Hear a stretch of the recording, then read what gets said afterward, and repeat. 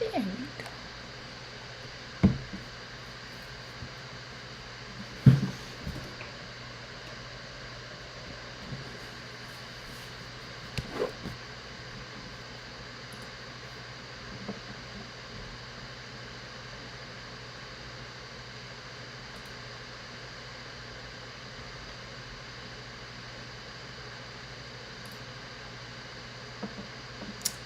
Okay.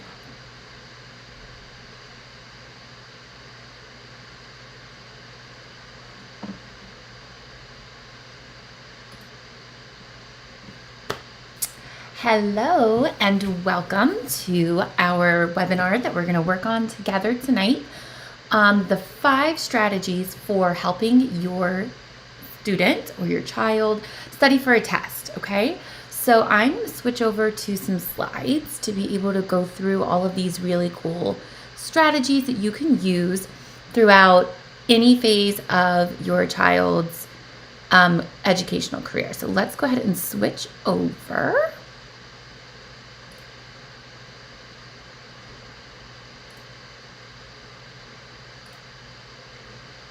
Okay, let me get this up and ready for you. Make sure that you're seeing what I'm seeing.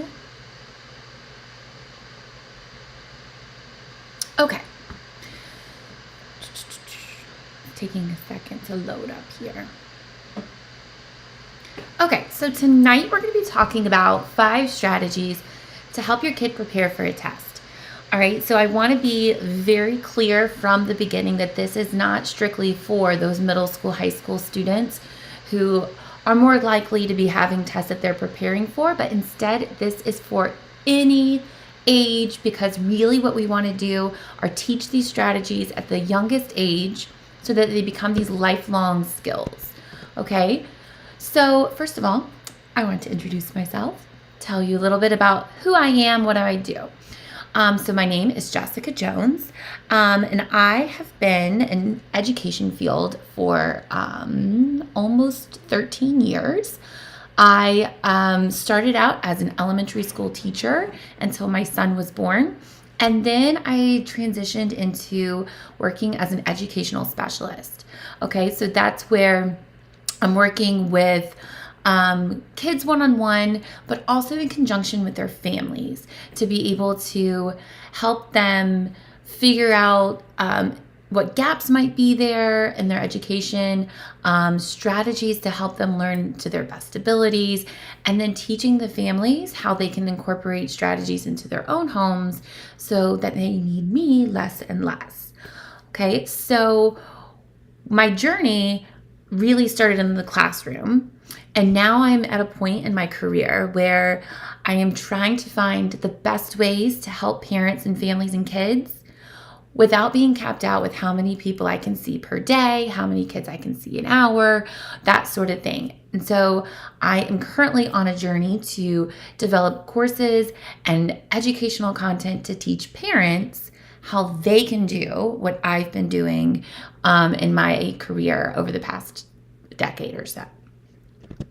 So tonight, here is what we are going to be covering. Reverse engineering, which if you've never heard of it before, don't be afraid of it. It's literally the best thing I've ever used to help kids, and it's such an important lifelong skill.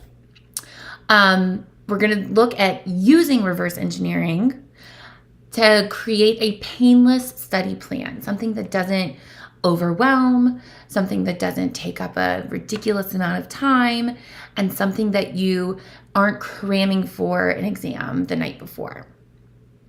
We're also going to look at the best ways to prep for a written essay. So if we're moving away from multiple choice, fill in the blank, memorization kinds of things, and instead moving into short answer or even like a long 5-paragraph essay, how you can prepare for those. Strategies for studying for a math test, and how all of that looks without just sitting and doing math problems over and over and over again. And then lastly, how you can adapt all of these strategies for any age group really is our goal, right? We want to be able to help out all kids and all families. So let's get started with reverse engineering. And basically, reverse engineering is just this concept of beginning with the end in mind, right? What is the end product going to look like?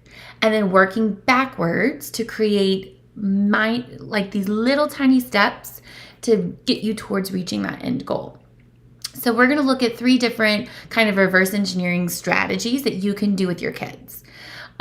So weekly and nightly homework obviously isn't going to necessarily be for a test, but is sometimes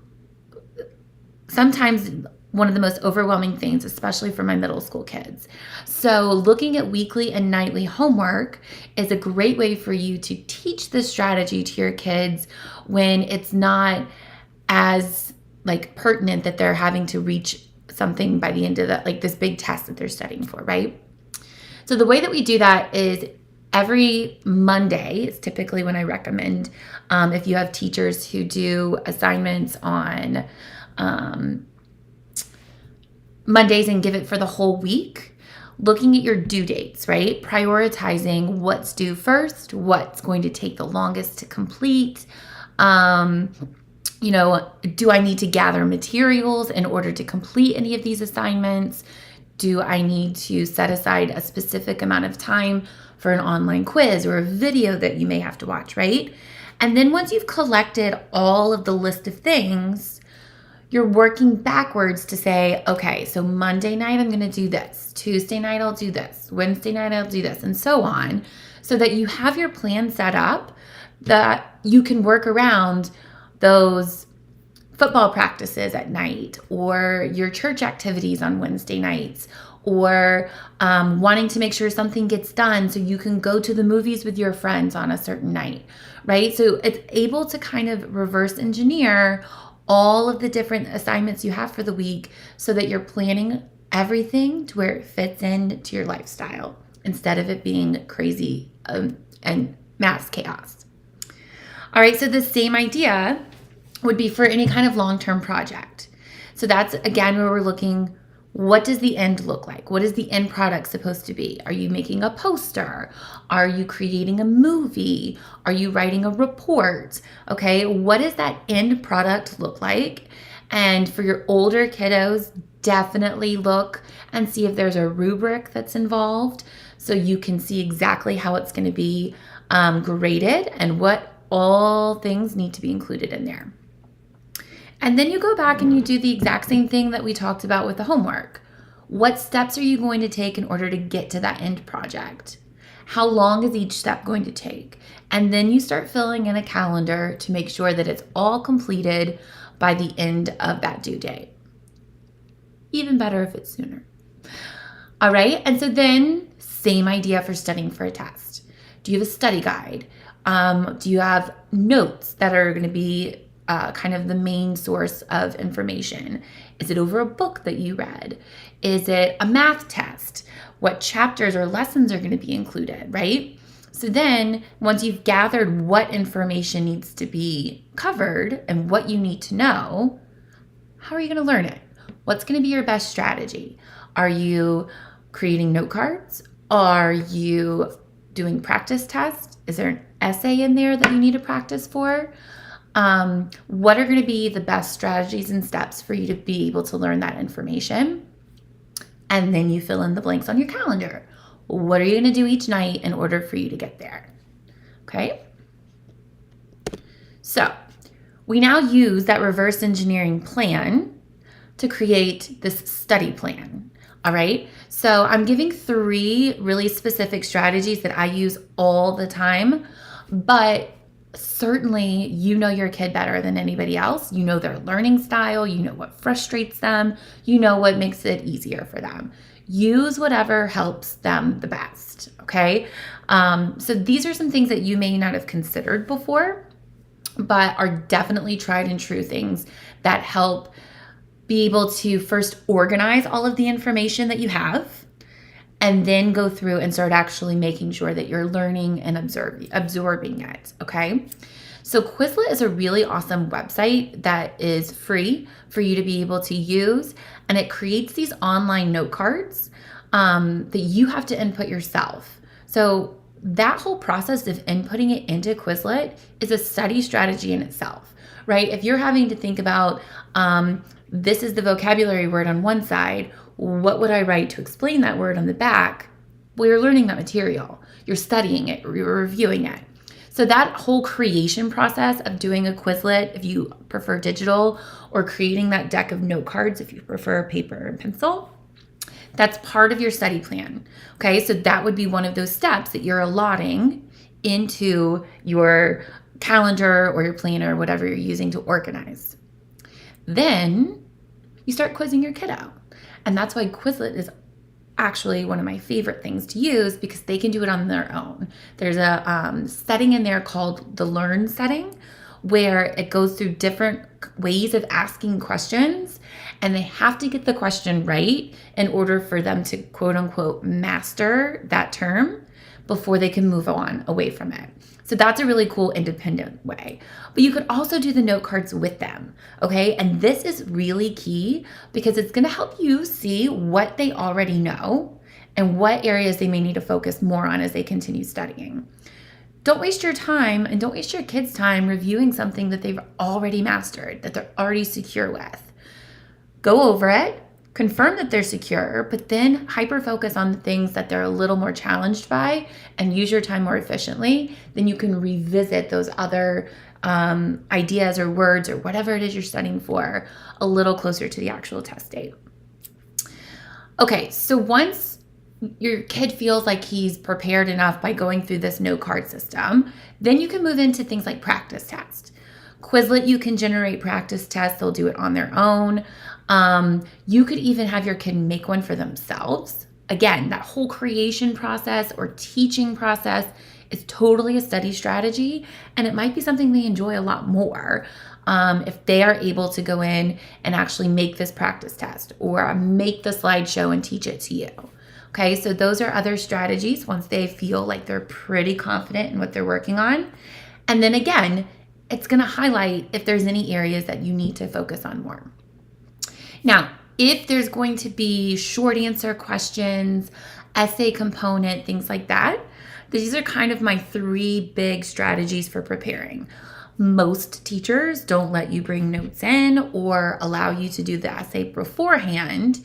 So this is kind of a system that I use that allows you to figure out what you're going to say and how you want to organize it prior to going into the exam.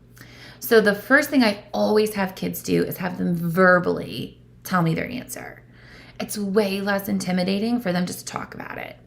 And if they can't verbally tell you what the answer is, then they're not ready to start writing an answer, if that makes sense.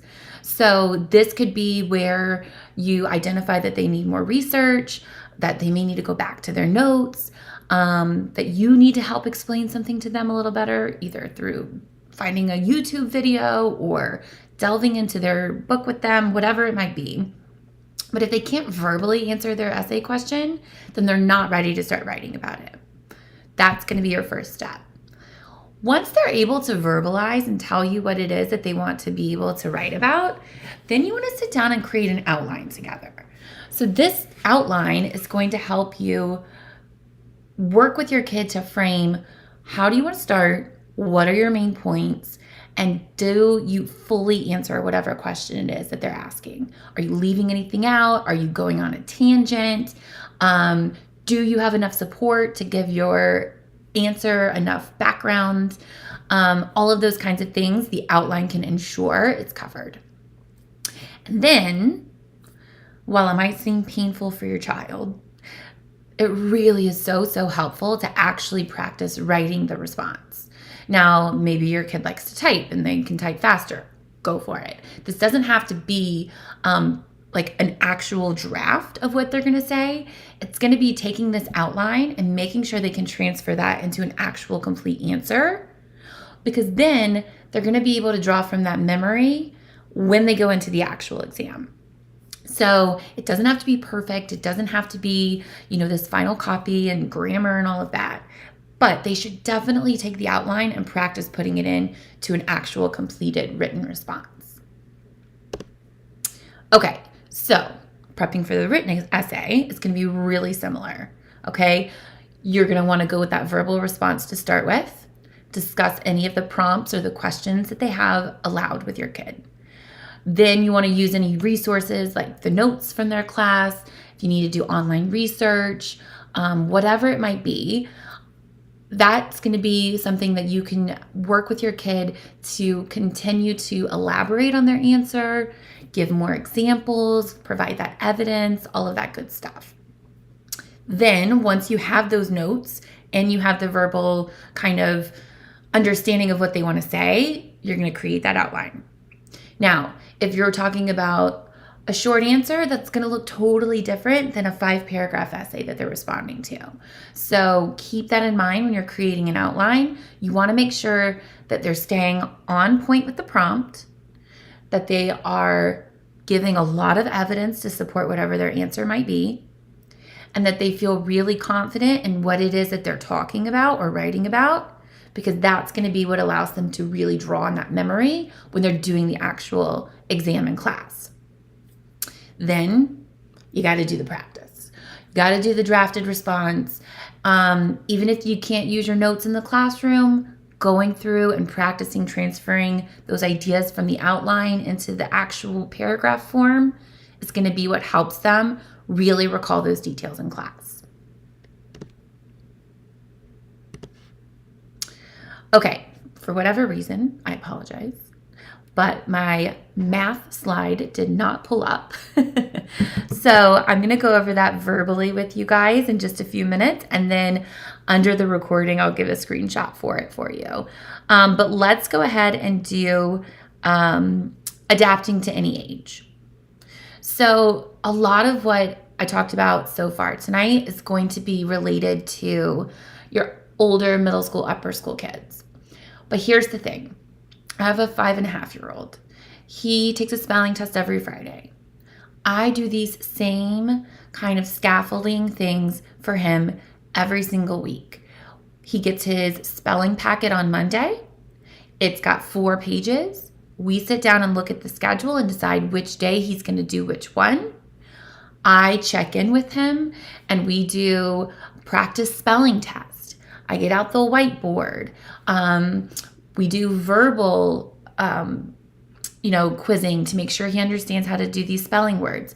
We're creating these study habits in kindergarten so that when he gets to the 4th and 5th grade, having to study for vocabulary tests and things that are a little more challenging, and then definitely when he gets into the middle and upper school grades, when he's having to really get into studying and preparing for different assessments, these are already solidified habits and things that seem so normal for him. Okay, so the earlier you start, the better. However, do not think that just because you haven't started doing this yet, that you are behind on the trend here, that you're too lost and you can't do it. You could start right now. I'm just letting you know that no kid is too young and no kid is too old. You have to start with the scaffolding though, right? They're going to need help. They're going to need guidance. They definitely want them to feel like you're supporting them. Then as you see them get more and more comfortable with it, you're going to start pulling back on it a little bit. Maybe you sit down and you create the schedule together, but then they have to go and make the note cards on Quizlet. Then you're going to check their practice test. Maybe you help them with some areas that they're challenged with, but they're confirming that they know how to do all the other stuff on their own, right? So you're going through and you're having to slowly take the scaffolding down, because the whole point is that we want them to be independent. We want them to be able to start implementing these strategies and be able to learn and what feels good to them, that they're not overwhelmed and that they don't feel super stressed out. Okay, so as they get older and become more comfortable, you're just going to check in with them. Let them know that you're here to support them, but that you are definitely have all the faith in the world that they can do it on their own. You've given them all the tools they need, so let them show you, okay? So I'm going to verbally go over the math stuff. I wish I could pull it up for you right now, but that's okay. I'm going to post it below.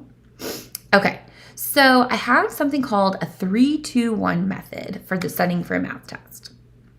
So 3 days before a test, you want to study the vocabulary and complete any practice problems that might be involved. Now, vocabulary is not something that typically gets studied for math, and that's okay. But it is so key with these math tests that are coming out now that kids understand all of these different terms that they might see. For example, you might, your first or second grader might see a question on a test saying, what is the difference between two numbers? Instead of it just saying, you should subtract or go subtract these two numbers. They need to understand that the difference is the answer to a subtraction problem. On an pre-algebra test, it might say something like, what is the coefficient? Or what is the variable in this expression?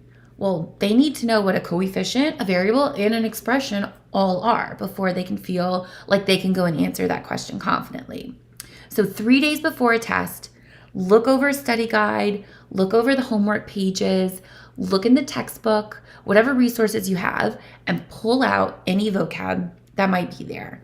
That's when you're going to create your Quizlet, your note cards, whatever. And then you can complete any practice problems that might be involved with it as well. Now, day 2 days before your test, you're just quickly reviewing that vocab. You've already studied it the night before. You're going through and making sure you understand it. And then you're completing even more practice problems, right? This is when you're going to be able to see, okay, yesterday we were a little challenged, but now we're showing confidence. Or we're still seeing those same challenges. We really got to dig our heels in. We only have 2 days before the test, right? Gives you a really good indication. 1 day before a test, you're simply reviewing the vocab, go through it as many times as you need to feel confident that they understand, and then you're just doing one problem from each lesson. You don't want to sit there and try to cram it all in the night before. So doing the 3-2-1 method allows you to really do that same reverse engineering with the math test and honing in on the vocab so you can understand the questions that are being asked.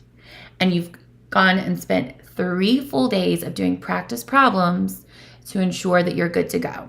Now, if there's a lesson that you just don't understand and you can't help your kid with, listen, I don't know how to do calculus. I don't remember any of how to do proofs for geometry. That's not anything that I'm comfortable with. So if I were studying with a child for something like that, I'm going to encourage them to reach out to their teacher, but you don't want to do that the day before a test. You want to acknowledge that that's something that needs to be addressed 3 days or 2 days before a test so that they can get the instruction they need and then practice on their own before the exam. Okay, so that's studying for a math test. Now, those are my 5 strategies for studying for a math test. And listen, if you are checking in here and you're coming through and you're wanting to learn all of these different strategies, that means that you are a parent who is ready to be able to support your kid in every single way possible, right? And I have started working to create these courses to support someone that's exactly like you. Now, if your child is someone who comes home and does their homework and is completely independent and they're excelling in school, then this isn't going to be a course that's right for you. This course wasn't built for you. I probably have another one coming up that is, but this one is not it. This course is built for those parents who are looking to support their kid without feeling like they need to pay a tutor, to do supplementary work in class, that they want to build confidence with their kids so that they have a positive outlook on schoolwork. Okay, our whole goal is to help your house feel sane while you're doing homework and studying together, but also building those independent learners who are confidently going into the classroom and ready to take on whatever challenge there is. So Winning Homework Time is this course that I've developed that has these proven systems and strategies to save your sanity while helping with schoolwork. So let me tell you a little bit about it to see if this is something that you would be interested in. So Are you feeling frustrated? Those tantrums from 5-year-olds, 7-year-olds, 12-year-olds, when they don't want to do homework, they suck. I get frustrated too. Are you feeling overwhelmed? I don't remember anything from my chemistry class either. I would not be able to help any student with chemistry, calculus, physics, any of that kind of stuff. I would be so totally overwhelmed with how to address those issues. However, you are here because you want some help. All right? So you're wanting to help your kids. Of course you do. You're a fantastic mom, just like me, just like all of us other moms out there just trying to do our best. So of course you want to help your kids. Or are you just desperate to help your kids succeed? Okay? If you are that mom who is trying to figure out what it is that's not clicking for your kid, why there's gaps in his understanding, they're losing confidence in school and just deciding that they're bad at math or they hate reading. Listen, it's the hardest thing for me to hear as an educator, and certainly it would be terrible if I ever heard my own child say that they don't feel like they are smart or that they're good in school. And so I am here to help you figure out how to get rid of all these feelings, okay? So in my course, it's a 4-module course. Module 1 starts with these foundational principles, right? How to bring the right energy and how to build the right environment to successfully help your kids. Module 2 are all of the systems. Literally, you guys, I go through step by step exactly how I work in a one-to-one session and build these systems with families to make learning so much easier for your kids. There are going to be things like how to use to-do list at every single age group, how to prioritize and teach your kid how to prioritize, what chunking means, like why would you use chunking in education? I have all of these things. Scheduling, these systems are proven, tried and true, and I go through and teach them to you the same way that I was taught them as a teacher and show you how to implement them within your own home. Module 3 are these little strategies that make a world of difference. Okay, so it's teaching you how to ask questions instead of just giving answers, right? We want to build kids who are not afraid to think, right? We don't want to just have them rely on someone to tell them what's the right thing or to tell them what's the wrong thing. Instead, we want to be able to ask questions that force them to think for themselves. Now, certainly that has its place in education and schoolwork, but you guys, I mean, we want that to be what our children are doing for the rest of their lives. They need to be able to learn to think for themselves. So I go through all of the ways that I use that strategy. Other strategies we would cover are celebrations and consistency, which is so, so, so key. And then the last module is really similar to what you got tonight. I go in depth into study tips, in-depth explanations. I give example study plans. I'm going to go through and say, here's a study guide. Here are the steps we would do to be able to study for this test. It goes through all of the things. So tonight I sat here and gave you 25 minutes worth of study tips. Each video in module 4 is going to be in-depth time for you to be able to see exactly how I lay it out for every one of my clients. I have a content-based, I have an elementary-based. It covers everything. It's literally like my lesson plans for what I do with my kids. And it's all there for you to be able to learn at your own pace. They're going to be released to you 1 week at a time. We're going to be starting on March 30th.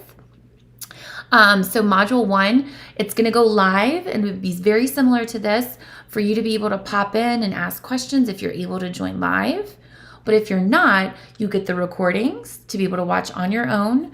You're going to be getting journal prompts for you to be able to look at yourself as a parent and how maybe you could make some tweaks or celebrate things you're already doing really well and continue to do so with your kids. You're going to get all of the sample lesson plans that I put into the videos. And then you'll have lifelong access. I think I'm getting ahead of myself. Let me see. Yeah. You'll have lifelong access to all of the modules and any updates that I put in after the fact. So if you were that mom that I mentioned here, frustrated, overwhelmed, want to help, desperate for your kid to succeed, right? This is what you're going to gain from this course. You are going to build the confidence in your own ability as a non-teacher, as a non-educator, to be able to help your kid. Not only that, you're going to have access to me to be able to answer any questions that you might have as you're going through that journey. You're going to gain peace in your home. We're going to eliminate those tantrums. We're going to eliminate the overwhelm.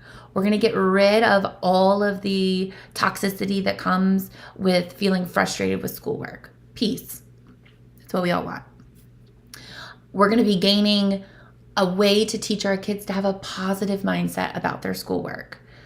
When you hear phrases like, I'm bad at math, or I hate reading, I'm going to teach you how you can take those negative feelings and motivate your kid to look at it in a different way so that they're approaching their schoolwork and they're learning in a positive way too. Almost the most important thing that you're going to gain are these independent kids. Your kids shouldn't be relying on a teacher. They shouldn't be relying on a tutor. They shouldn't be relying on you to guide them through their entire education process. We want to teach them how to be proactive. We want to teach them how to advocate for themselves, how to think for themselves, how to make decisions for themselves. And all of these different things in this course are going to be the building blocks to get them there. And then if you have all of these things together, you have confidence, there's peace, positivity, independence. The natural consequence is going to be an increase in school achievement. Your kid's going to feel better. They're going to perform better. They're going to advocate for themselves so they're getting help when they need it better. It just overall, game changer. So if this sounds like it's something that's right for you, you can go and visit jessiccajones.com/courses, which I will show you in just a second. The course is currently open for enrollment. The first module is going to begin the week of March 30th. You'll get all of the recordings for you to rewatch or watch at your leisure. You don't have to watch them all in one sitting. You get lifelong access to all of the recordings and all of the materials, and then any updates that might come through. And then you have two options for payment. You can either pay in full, or there's a payment plan. So I can make it affordable for anybody that needs to be able to have access to this course. Okay, so let's go look at the course. It's jessiccajones.com. Yes, I have 2 C's in my name, so make sure you're typing it correctly. All right, so when you come to my website and the courses tab, you are going to see winning homework time. All right, so as you scroll through this page, it's going to give you all the information you need. I go through each module here in depth as to what you will be learning about. And I have frequently asked questions. No, you don't need a background in education. Of course, any age group is able to benefit from it. Every module is going to be recorded, or you can attend the lessons live. If you have questions, you get complete access to me as your professional specialist to be able to go through it. A little bit about me, which you already know from the beginning of this webinar. And then when you are ready, we have the pay in full button here or the awesome payment plan here. So I make it super affordable for you to be able to take part in this and to make sure that you are getting all of the resources you need to win homework time. All right, so let me get out of here.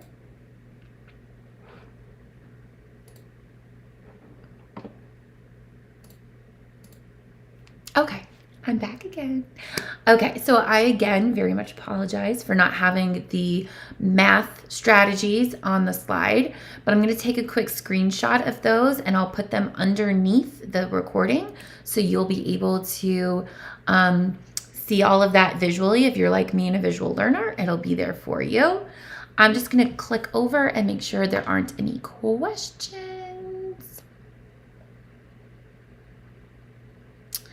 What do you do if your child is having tantrums and refuses to do homework?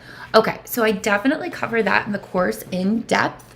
The tantrums are going to be probably, I would imagine, it's different for everyone, but I would imagine those tantrums are coming from a form of frustration. Okay, so if they are frustrated, you've got to redirect. You're not going to be able to get anything done if they've already reached a level of tantrum.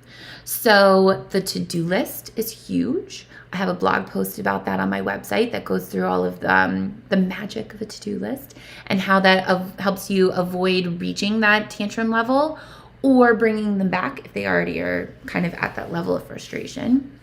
Scheduling is also another huge strategy that's really helpful when they can visually see everything they have to do, when they might get a break, when it's going to be finished. That can help them feel less overwhelmed and less frustrated with the work. But yeah, honestly, any child that's having tantrums is probably just verbalizing to you how challenging it is, and you need to take a step back and be able to figure out what it is that's actually triggering it. But again, that like negative connotation with schoolwork has to go away. Like we have to figure out how to change that for you and your family so that energy level, the environment that you're starting homework time in, all of those things play such a huge role in getting the behaviors in check for sure. Any other questions? I don't see any more popping up, but if you have any other questions, please feel free. I think we're having a buffering issue, but that's okay. Please feel free to email me, jump onto my Facebook page, or send me a quick DM on Instagram. I am here to help you in any way I can. Have a wonderful night.